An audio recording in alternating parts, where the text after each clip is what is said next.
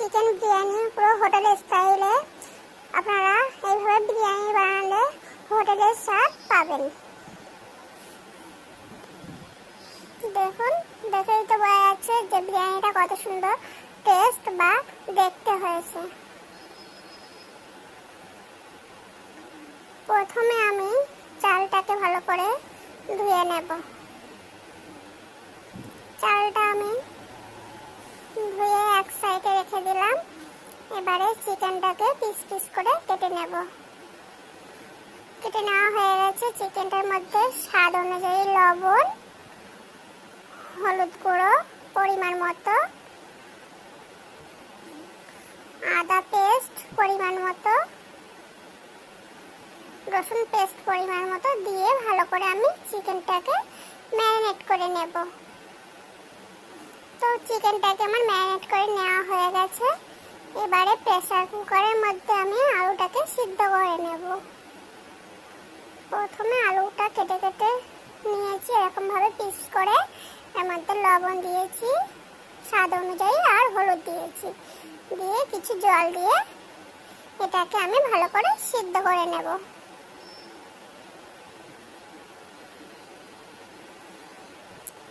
এদিকে প্যানটা গরম করে নিয়েছি আমি।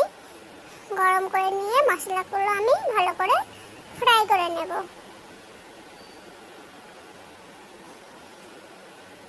ফ্রাই করে নেওয়া হয়ে গেছে। এদিকে তো খুব বৃষ্টি হচ্ছে।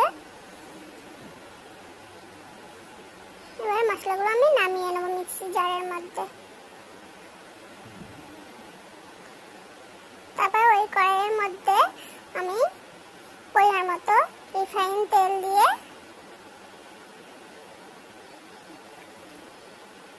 গরম করে নেব ভালো করে। রিফাইন তেলটা আমার গরম হয়ে গেছে। এবারে আমি ম্যারিনেট করে যে চিকেনটা রেখেছিলাম ওটা ভালো করে আমি ভেজে নেব।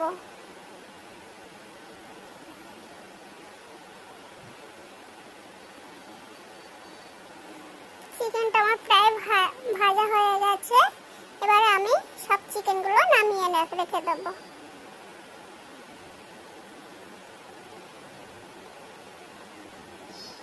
একসাথে বেশি চিকেন দিয়ে ভাজলে চিকেনটা ভেঙে যায়, প্লাস ভালো করে ভাজা হয় না। তার জন্য আমি দুবার করে ভেজে নেব, দুবার ধরে। যার যতটা পরিমাণ চিকেন থাকে সে সেইভাবে আমি ভেজে নেবেন ভালো করে।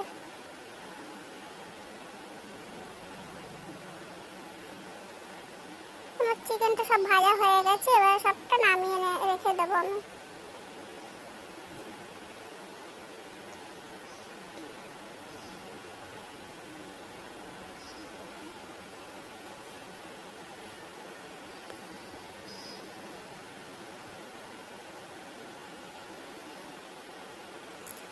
ওই তেলের মধ্যে আলুটা যে সিদ্ধ করে রেখেছিলাম সেই সিদ্ধ আলুটা ভালো করে ভেজে নেব।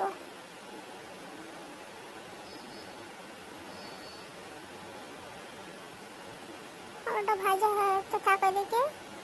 এদিকে আমি মশলাটা মিক্সি জারে দিয়েছি। মিক্সারটা আমার খারাপ হয়ে গেছে, যার কারণে আমার সিলে পেস্ট করে নিতে হলো। এদিকে আলুটা ভাজা হয়ে গেছে, এটা নামিয়ে নেব। এবার ওই তেলের মধ্যে পেঁয়াজগুলো ভালো করে ব্রেস্তা করে নেব।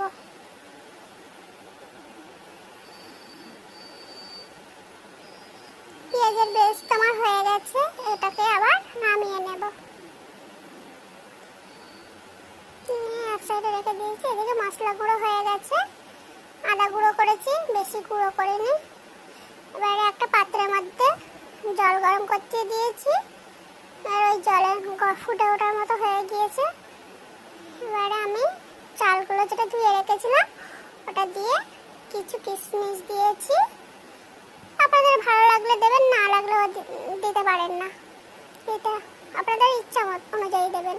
আলু বখরা দিয়েছি 3টে, দিয়ে এইভাবে 70% আমি সিদ্ধ করেছি। 70% সিদ্ধ হয়ে গেছে, ভাতের ফ্যান সরানো হয়ে গেছে। এবার আমি মেন পর্যায়ে চলে আসলাম। প্রথমে আমি যে পাত্রে আমি বিরিয়ানি চাপে দেওয়া হবে সেই পাত্রের মধ্যে কিছু দুধ দিয়েছি।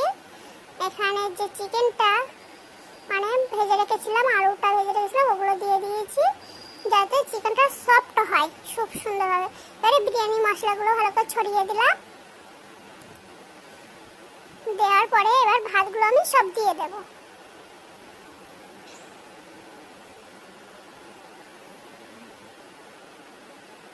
সব ভাতগুলো আমার দেওয়া হয়ে গেছে। এবারে পেঁয়াজের বেরেস্তাটা দিয়ে দেব।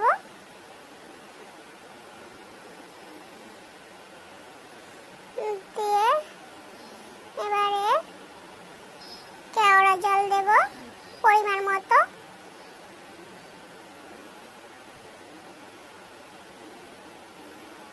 গোলাপ জল দেব পরিমাণ মতো। সবকিছু আপনারা পরিমাণ মতো দেবেন। এখানে আছে মোগলাই মিঠা, তো 2-3 ফোঁটা দিয়েছি। এখানে আছে ফ্লেভার, বিরিয়ানি ফ্লেভার 2-3 ফোঁটা দিলাম। দিয়ে এবারে আমি মেন জিনিসটা দেব, যে এটা হচ্ছে কি আমুলের বাটার। বাটারটা ভালো করে দিয়ে দেবো যাতে আমার ভাতটা একটার সাথে একটা না লেগে যায়, সফট হবে এবং খেতে খুব সুন্দর সুস্বাদু হবে। বাটারটা আপনারা দিয়ে এভাবে দেখবেন বিরিয়ানিতে খুব সুন্দর টেস্ট আসে। এবারে যে তেলটা আমার আগে ভেজেছিলাম সব কিছু, সেই তেলটা ছিল পাশ থেকে আমি দিয়ে দিচ্ছি। পরিমাণ মতন দেবেন, বেশিও দেবেন না কমও দেবেন না। এবার আমি 2-3 চামচ মতো ঘি দিয়ে দেব। দিয়ে আমি বিরিয়ানিটাকে দমে দিয়ে দেব। তাই আমি 30 মিনিট মতো দমে দিয়েছি। দিয়ে গ্যাসের ফ্লেমটা পুরো লোতে দিয়েছি। দেখুন আমার বিরিয়ানিটা পুরো রেডি হয়ে গেছে। যদি এই রেসিপিটা আপনাদের ভালো লেগে থাকে, আমার চ্যানেলটিকে আপনারা সাবস্ক্রাইব করবেন এবং কমেন্টে জানাবেন যে বিরিয়ানিটা কেমন দেখতে হয়েছে। আপনারা অবশ্যই কমেন্টে জানাবেন। যদি এই ভিডিওর মধ্যে কোনো ভুল হয়ে থাকে তাহলে আমাকে বলে দেবেন আপনারা কমেন্টের মাধ্যমে।